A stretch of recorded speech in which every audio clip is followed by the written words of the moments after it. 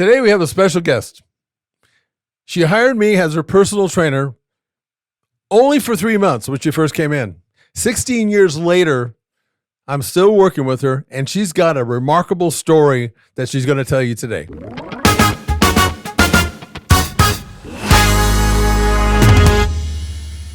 Well, you're our first in-person person to be here on the podcast. Thank you. So I really appreciate you coming to this. There was, full disclosure, probably no one more surprised than me, except for you, that you're actually here. So I really do appreciate the fact that you are here. You're welcome. One of the reasons why you're here is, in my line of work as a personal trainer, one of the things that really bothers me to this day, after 40 years, is why people quit. And I'm always trying to solve that problem for people. And it's mainly because of perceived obstacles that people have. But also because people sabotage themselves. And that's another a dynamic. That's another emotional dynamic that we have to deal with. And so anyway, that's we're going to talk about you came to my studio that I was just opening in Tulare. By the way, you were the first, for those that are listening, first person that signed up. You actually signed up at my other facility in Visalia. And I got to tell you, it was telling already when you signed up on your waiver. And it was actually a very good thing. It gave me, already sort of a heads up. I mean, I was pre-selling my new place that was opening, so it wasn't open. So to be honest about that and fair about that, but not only did you sign the waiver, not only were you that person that came and responded to an ad that I was running, but you made sure that in writing you put at the very top that if I did not open, that you wanted your money back. And I got to tell you, I had no problem with that, but it was a tell. And of course, I fast forward now after that. And then you said, when you were signing up, I believe, you said, I only want to join for 3 months, and then I want to move on. And again, I just thought all that, and if I'm not being correct, I know that you'll straighten it out because that's what you do. What that told me when you wanted that in writing, I thought that's great. You're protecting yourself. That's smart. But it also told me that you were a skeptic and that you were somebody that wanted to hold me accountable, which I thought was a perfect scenario because as a trainer, that's what I'm getting to, as a trainer, I'm skeptical about people, and I'm really, one of the things I want to make sure is I hold them accountable. So I thought this was a perfect scenario as far as I'm concerned. If you're going to hold me accountable, well, guess what? You're going to be held accountable as a client. So what I want you to tell the people that are listening to this is, okay, why did you want to just come for 3 months? And 16 years later, why are you still here? Okay. Before I answer your question, I'm going to tell you something that you don't know. Uh-oh. Again? So, not only did I have you sign on the top of my agreement, I actually drove by your alleged facility and contacted the property management to make sure that you were in an agreement with them and had actual concrete plans to open a studio. A skeptic. So I was slightly skeptical. Yeah. And you ran a full-page ad that was full of promises that I thought there's no way all of these could possibly be delivered upon. However, I had an experience with my children in the dressing room at Macy's, and they looked at my behind and told me that my bottom was melting. children. Yes, as I was approaching my 40th birthday. So that event and your full page ad made me think that I was going to make a change. And prior to that, I possibly exercised here or there, nothing formal, never had been in a gym before. And so my goal was I was going to learn how to train myself in 3 months. And then I was going to go sign up at a much less expensive facility and do it myself. Okay. Okay. So what changed? Yeah. What was it that, here we are 16 years later, and, we look, a trainer and a client go on a journey. There's no question about that. I've talked about this before on other podcasts. There's a certain relationship that's built between the two. And it's not, one of the things I've always talked about is that when a trainer becomes a friend, as it relates to being in the gym training them, when they become a friend to the client, that relationship is basically doomed, because the client sometimes will get their feelings hurt if a good trainer is worth their salt, they're going to talk to you straight. And over the years, I can tell the people that are listening that we're frenemies. We're frenemies, and we've had our battles, and I think that's part of the process. But what was it then that got you to take that next step as far as you're continuing on? So what I found was that I really actually, in the one time of the day that I like being told what to do, is in the gym. So the rest of my day, I make decisions and determine many different things all day long. And the one time is at the gym where I don't have to think. And I don't have to fight for equipment. I don't have to worry if I'm in somebody's way. That is all your job. And that is actually an amazing exercising period as a stress relief. But that extra component of not having to think about what you're doing is key for me. That's pretty interesting because, obviously you're in a position at your work where you have a lot of responsibility.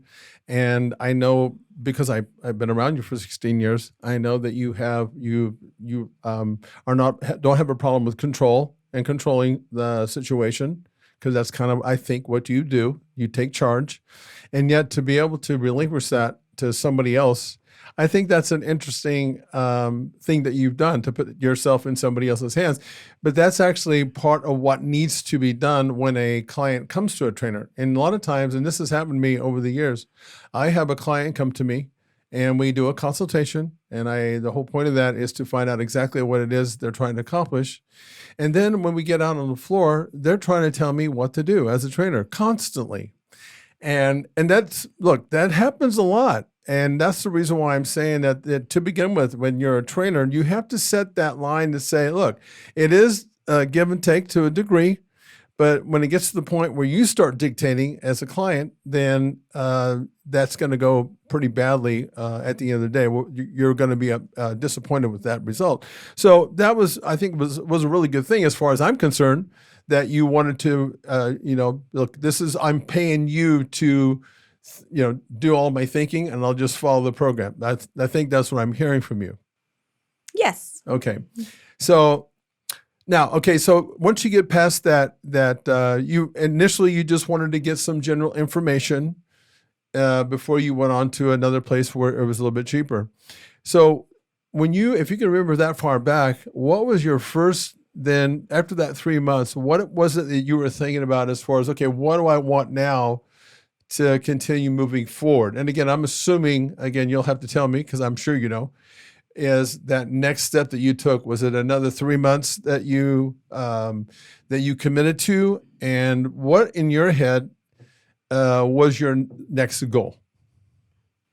I think at that point, I committed to a year with the guarantee that my price would never be raised as long as I never left the gym. Mm-hmm. So I guess my cheapness in never leaving has secured the introduction price that I was given. And what was going in my mind as to what I thought I was going to have as results, I think I did experience some positive results in that 3 months, which isn't that much time. And to think about how long it took you to put on weight and how long it took you to get out of shape, that seeing results in 3 months was significant to me. And so that's, I think, why I just kept coming back. Okay, because I can tell the audience that's listening to and watching this is you over the 16 years you've gone through different phases as far as how your body has changed, and I've always liked that. Look, what I hope for in a client is that they have consistency, because so many times, and I mentioned this in the beginning of the show, is people just, when they start making results, they start becoming inconsistent. So I really appreciate the fact that when I have somebody who's willing to keep making, the necessary steps and do what they're supposed to do, it's refreshing. I can't tell you how important and how good of an environment that you make as a client for a trainer. It's refreshing. And I think that for the people that are listening, it's really important to really let yourself, to follow that process and believe in that. I mean, I'm not saying that you're not skeptical at that point, from that point on, but you still need to have that confidence that who you're working with has got your best interest. But here's the hard part, and I don't know exactly in your time. By the way, I think that the fact that you signed up because you wanted to get a cheaper rate, but I also think, and correct me, I think that because this is the reason why when I first started my personal training business, I had people pay me after they did their 3 months, for example. Oh. And then I started I paid ahead of time, because the reason why I started doing that is because psychologically people say, I paid for this, I'm going to use it, as opposed to, I'll pay them when I'm ready. I mean, for me, it was a business move to get that person to be more committed to their program, potentially. Look, when you're going to quit, you're going to quit, but it made it a little bit harder to do. So anyway, so when did the relationship, do you think, when were there times where all of a sudden it was, you didn't necessarily buy into maybe my process that I wanted you to do? I remember a time getting you ready for a marathon, and I don't know how far that was into, where you're at right now, but as a bodybuilder who has competed at the highest level, and the reason I'm asking this question is because so many things that we do are counterintuitive and don't really make sense to the average person when it comes to creating a certain look, maybe doing certain exercises to perform or to get the results that you're looking for. So was there any time during the training where maybe you second guessed, I guess? Well, in the last 16 years, everything's temporary. So I've gone through different phases in what kind of shape I've been in. I've gone through different phases in different looks. I've had comments about being too thin, about being too muscular. I've a wide range of reactions. But there would be times where you would put me on a program to drop weight, only knowing that the end result was to put weight back on. And by putting the weight back on, putting on more muscle and putting on a different shape. So having to go through phases where maybe one isn't happy with the look, but knowing that there's an end goal. And if you didn't have that experience to keep the faith and keep encouraging and telling things are going to change, I think that would be hard to know as someone who has never trained before. Then I've had different phases as doing a marathon, maybe doing mud runs, doing half a marathon, doing different types of physical activity outside of the gym that I want to be able to do to keep up with my kids and to be active and healthy and part of their life. But the one thing that I have been is, even though everything's temporary, I have made a commitment, a 100% commitment, that I go to the gym every day I'm home.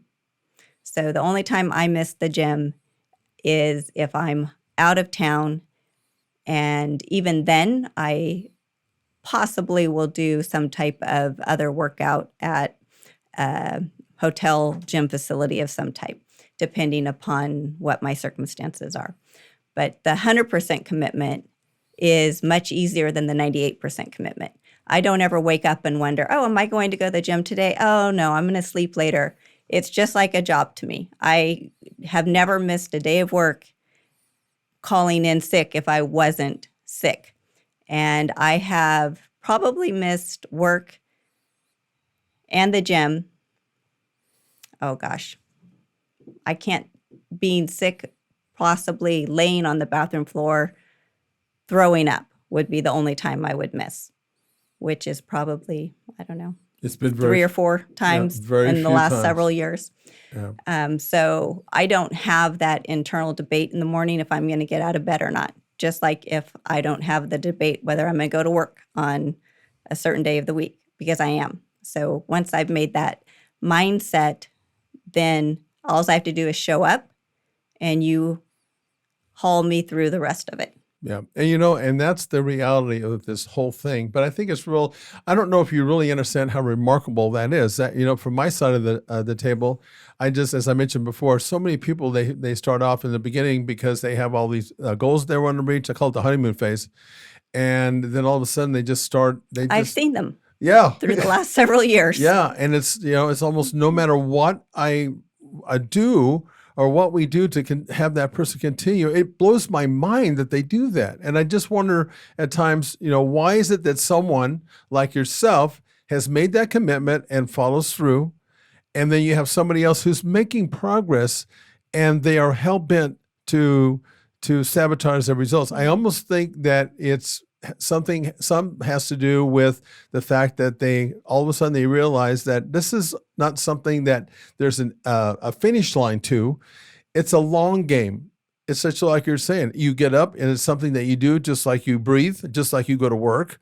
This is something that you do, and I think that is a huge commitment and that you've made to yourself. But I wonder how could I get maybe other people to do what you're doing? That's the thing that just keeps bothering me. You're doing it, but you're one of few. You're really remarkable in the fact that you've taken that stance.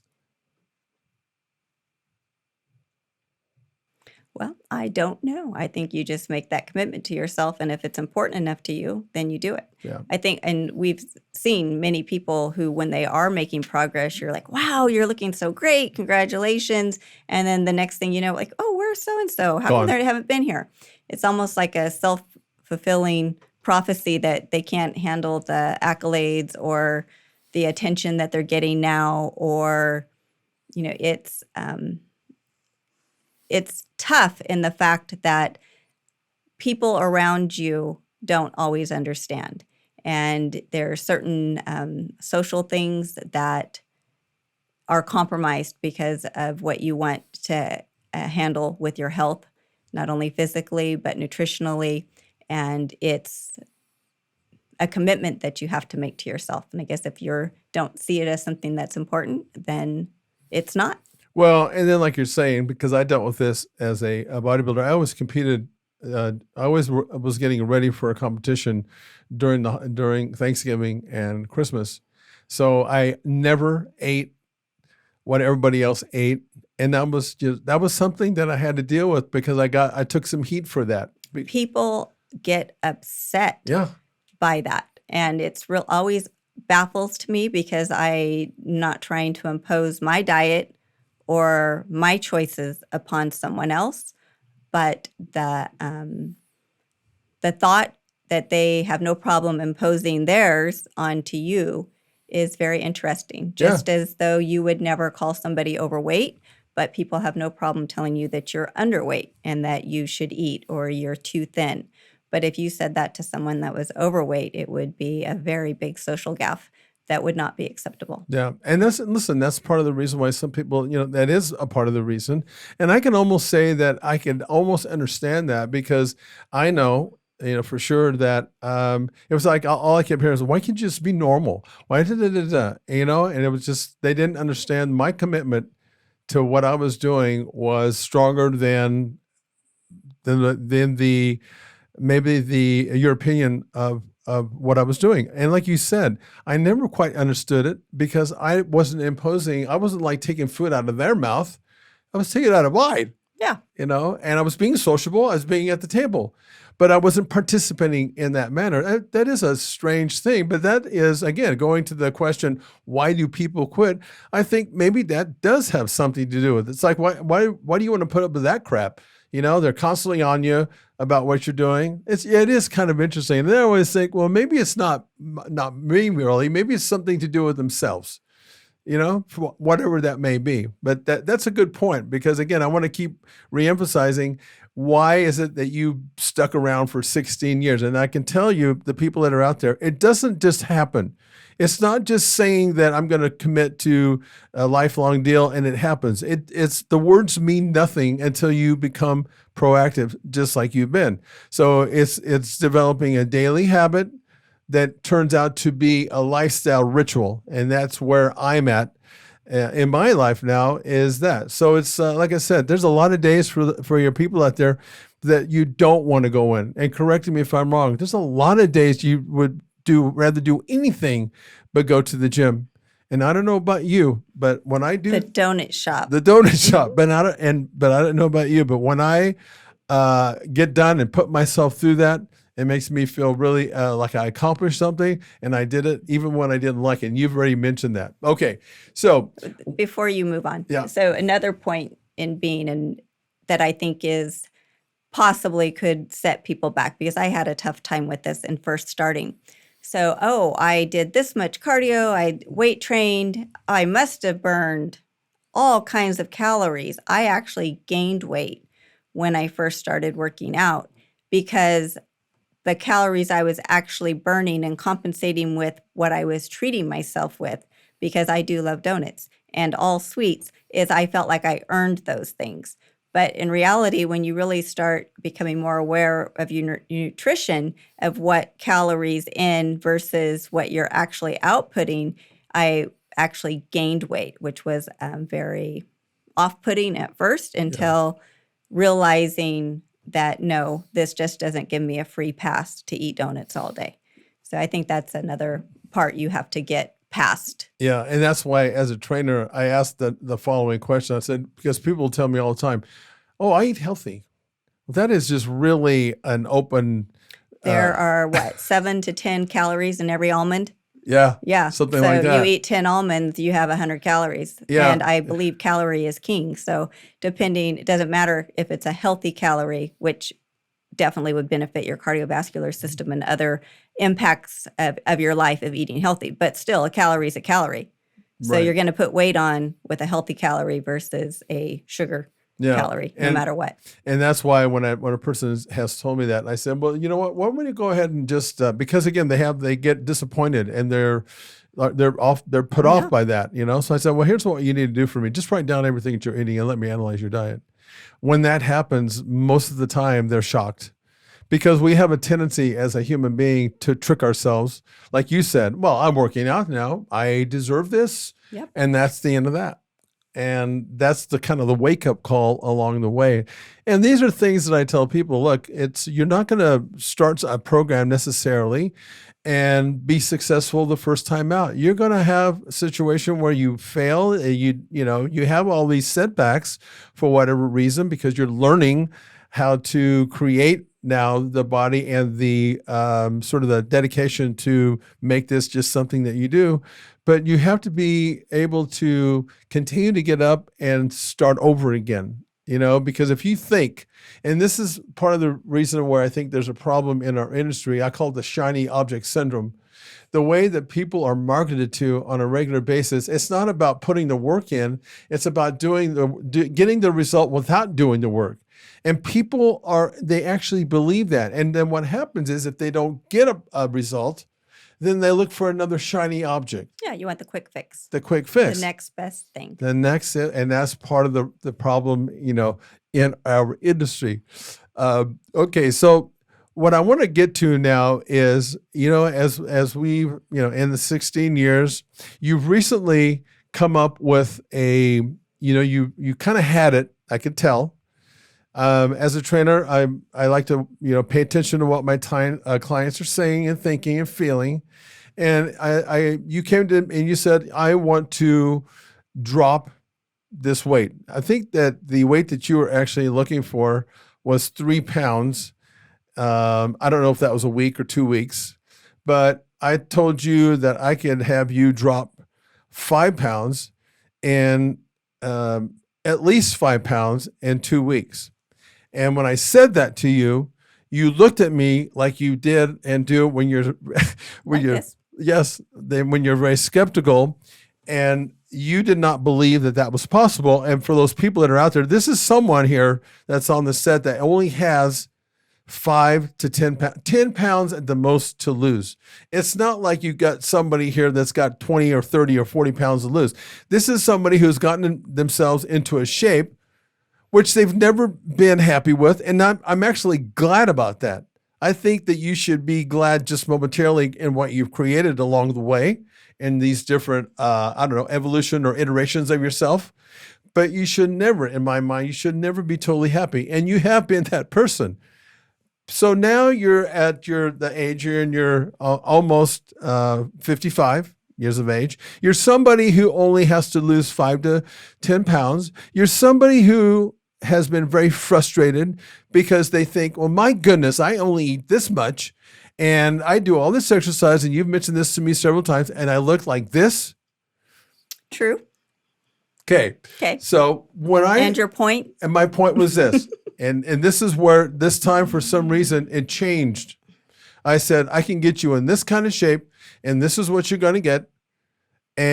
But here's what I need from you. I need full compliance.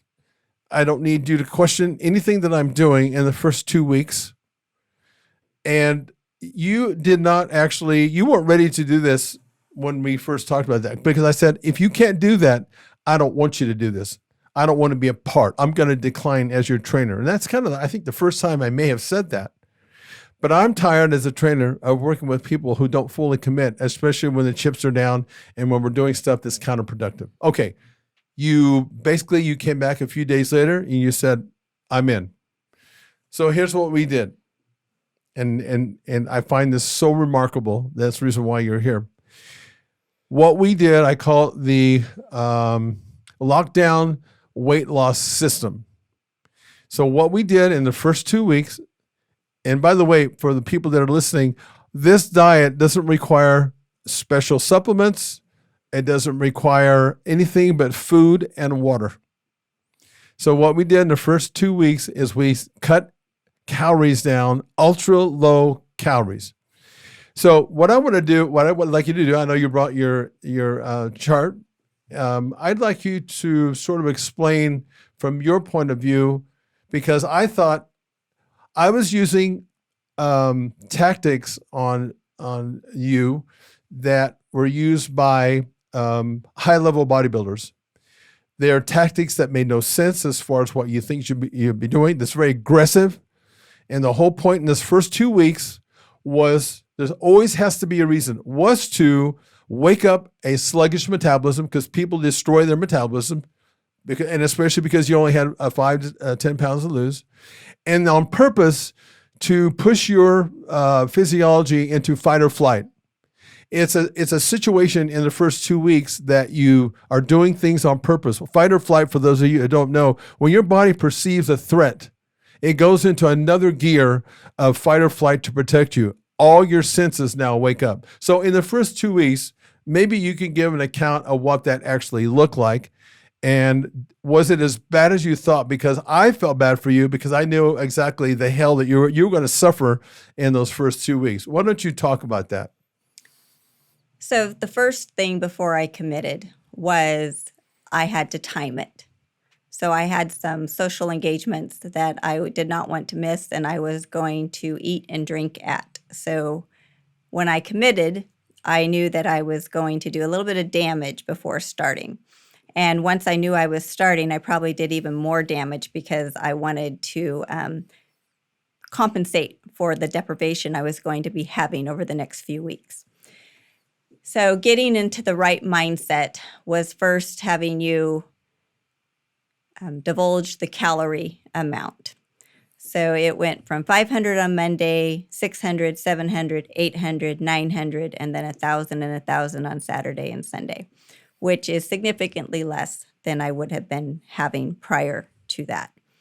So I had to get in the right mindset. And then you also had Kara send me some diet suggestions. So what do you eat on 500 calories? Not very much. Not very much, exactly. So that first Monday of 500 calories really wasn't bad because on Saturday and Sunday, I ate so much that I really didn't feel bad on the first 500 calorie day. But the limited number of calories really wasn't, once I got my mind wrapped around it and knowing what I could eat, it actually really isn't that difficult. So it kind of goes back to the 100% versus the 98%. Once I committed, I was 100% going to eat that many calories. And I wasn't negotiating with myself about, oh, am I going to have this? Oh, it's 500 calories, but today am I going to have 700? Nope, it's 500.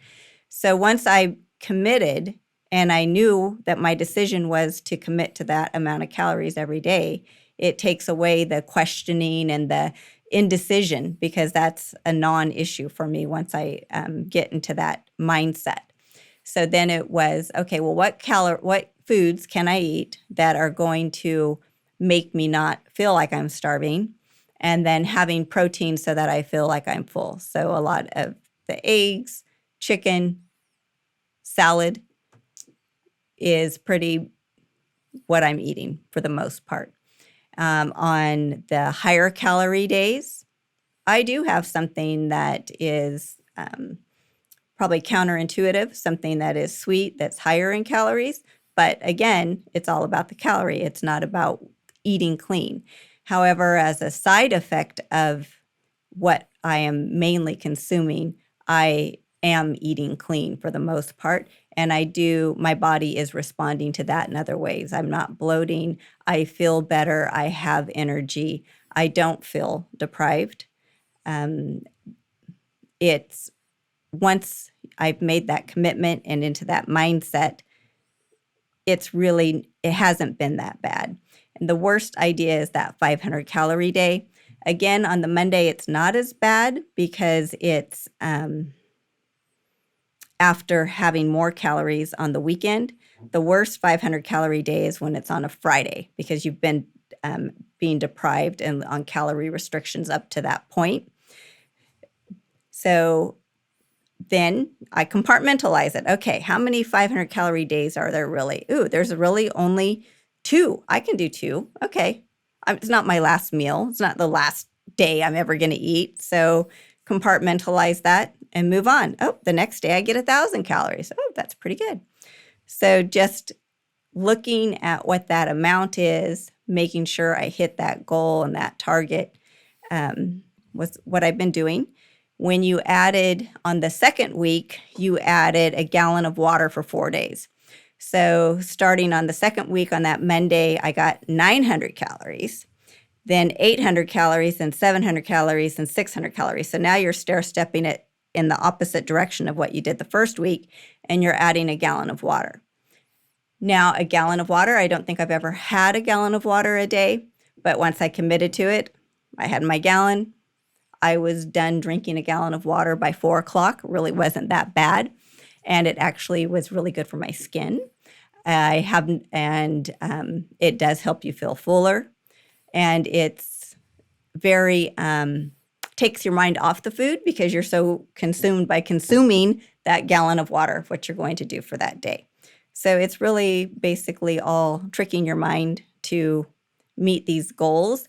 And then as the weight starts dropping off, it's very reinforcing, oh, this is having a result. And as you mentioned, I thought with my current weight, if I lost 2 pounds with my age and all the other things that are going on in my body, I thought 2 pounds was the most I would get in 2 weeks. But when I got 11 pounds in 2 weeks and even surpassed what you thought I would get, that was highly motivating. And the clothes fitting better, feeling better was highly motivating.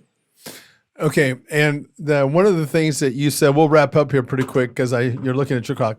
One of the things that you said that I think that's really important, and you did it sort of on your own instinctively, is you did something very important. You compartmentalized the 2 weeks. That's a smart thing to do, and that's exactly what we do. And when we're bodybuilding, we compartmentalize that, and it does change, change that effect. But here's the thing that as we're getting close to wrapping up, here's the thing that I want to make sure that people understand. It's virtually impossible to destroy. If somebody might say, oh my God, eating those low calories, that's just really unhealthy. It's unhealthy if you do it on a long-term basis. There's a reason that, look, when we're shocking the body, it's impossible to destroy a physiology. It's just impossible to destroy a metabolism in 2 weeks. So the second part of what you are not talking about is, so the first part is to shock the metabolism and to get your body moving, and you did. I want you to tell people real quick before I forget, not only is it about weight loss, it's about looking a certain way. And talk about your inches lost before I finish this off. How many inches have you lost in this amount of time now? So I've lost about 6 inches, I'd say. Total 6 inches. 6 inches. So I've lost 3 inches in my waist, which has been huge. That's probably the largest. My hips, I've lost 2.5 inches. My thigh, 1.5 inches. So the everything is looser, and as far as my clothes fitting, so that is good. But back to so the look is improving. The building my metabolism back up is where we are right now. Yes. So the which is still, some would say, calorie deprivation, but at a higher amount, because I think building my metabolism up so that when I'm returning to a more normal diet, I'm burning at a better rate than where I had been prior to doing this. So you've lost a total of 6 inches, but how much total weight? You lost that 11 pounds in a couple of weeks, but you're at day number, about a month now, 28, 29, something like that.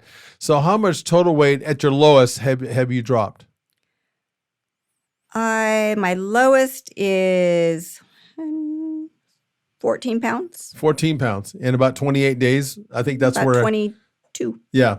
So again, that is remarkable to say the least. I mean, to defy what you thought it was 2 pounds, but again, now for those of you that are listening, after week number 2, what we focus on now is a metabolism rebuilding, and how we do that is we slowly start increasing caloric intake. This is not a quick fix. We slowly start increasing caloric intake week to week. And what happens when you do that, especially coming off a lockdown, your metabolism now is in high gear. When you're adding just a little bit of calories throughout the process over the next 2 or 3 weeks, the way your body responds, because it's been deprived, is your metabolism fires up even faster, and you actually start getting better in shape as you're starting to eat more. This is the part that's counterintuitive, but there's a downside, and we've gone through this with you. Because of the fact that I've got it set up in a way that on the weekend you eat more, now all of a sudden, Monday, your body has now put on a couple of pounds. But here's where we have to start really getting into that, to the mindset and making you understand that it's impossible for the amount of calories that you're taking in, even though that you're increasing calories, that the extra weight that you're putting on right now has anything to do with fat loss. And I'm just mentioning that because I've always dealt with that, and I'm always fighting that. And this is the reason why I tell people, you have to understand the process, and you have to go through this yourself. Because I can tell you, as a bodybuilder, I've done this so much. I know that I'm going to lose or gain weight over the weekend. I'm going to be heavier. But when you get down to that Friday again, you're going to see that your body is going to shed those 2 or 3 pounds that you've put on. And again, this is some of the stuff sometimes that discourages people, because I know you mentioned, crap, I put on 2 pounds. And that messes with you a little bit. Can you speak to that a little? Yeah, you're just like, well, this isn't working. I might as well give up. Let me just forget it. I'm going to start eating. Yeah. Yeah. Yeah. But knowing that, which part of keeping track of it, which I wish I would have done a better job from day one, but of keeping track of it, then you can start to see the pattern and you can rest assured that, no, this is going to turn out differently by Friday. And so keeping track of it has been really helpful as to knowing what results you really are going to get consistently. That's a huge thing that you should do, is keep track, not try to remember. I learned that from a very, very famous bodybuilder. And here's the good news. Here's the even longer and bigger picture for you, because we're at day number, I think, like I said, just a little over 30 days. And the idea here is this, is to eat, to get you at some point, which we will, to eat as many calories as you can, but maintain the look that you want. That's really where it's at. But before you do that, you've had to gone through this, this 2 weeks of lockdown, and now dealing with increasing calories and knowing that. And I've been telling you, focus on the inches. Your weight's going to go up, but if your inches stay down, guess what? It's not. That's a clear example that it's not body fat. Well, the other thing is knowing that it's all temporary. Yeah. Because this isn't the first. This is the first time we've done this exact approach, but I've been on different approaches with you through time, and they work, but knowing that it's not going to work forever. So you have to keep coming back with that consistency to try the next thing, to see not just try the next thing that's the shiny object, but proven through time that will work again, and realizing that you can only get so far away from that before you need to do it again. So one of the, kind of a ridiculous story, but in laser hair removal, one of the things that I was upset about was, well, my God, the hair's growing back. It should be permanent. No, it's not permanent. You have to go back for maintenance every once in a while and have another little shock treatment to your hair follicles. Well, it's the same thing with this. This isn't, the path I'm on right now isn't going to last for the next year. I'm going to have to come back to something through time, which is something that working with the personal trainer does for me. It is in a sense cyclical, that you do things you can't, or I am not able to anyway, maintain it for 365 days a year. But I'd never get too far away from that where I want to be. Yeah. So that's helpful too. And the thing that you have to realize is that once you take your body to a certain spot, it's forever imprinted in your DNA. So muscle memory. Well, and so what you're saying is basically when you do have to come back for some maintenance, it'll never have to be back to where we started now. Right. It'll be built on something that's much higher, and doesn't mean it's going to be necessarily any easier, but you won't have to be eating as few calories as we had to do to get this start. Listen, I appreciate that you came on the show today, and part of the reason was I wanted you to tell your story, and so people can just see that, look, it can be done. As far as I'm concerned, your story is very inspirational to other people, even though you may not think that, because we don't really see sometimes the results that we've actually made as much as someone who has more is objective about your results. I understand that. I never thought that the kind of condition I got in was ever that big a deal till I look back years later at photos. So you've done something that's really remarkable, and you've just proven that it can be done. There's no excuse unless you have a bad thyroid or you have a bad mindset. If you have a perfect willingness and a proper mindset and to make the commitment, you are the result of that. So congratulations. I'm really curious to see what's next for your the look that you're going to have at some point. So am I. We'll see what happens. Thanks for coming on. Appreciate it. You're welcome. Thank you.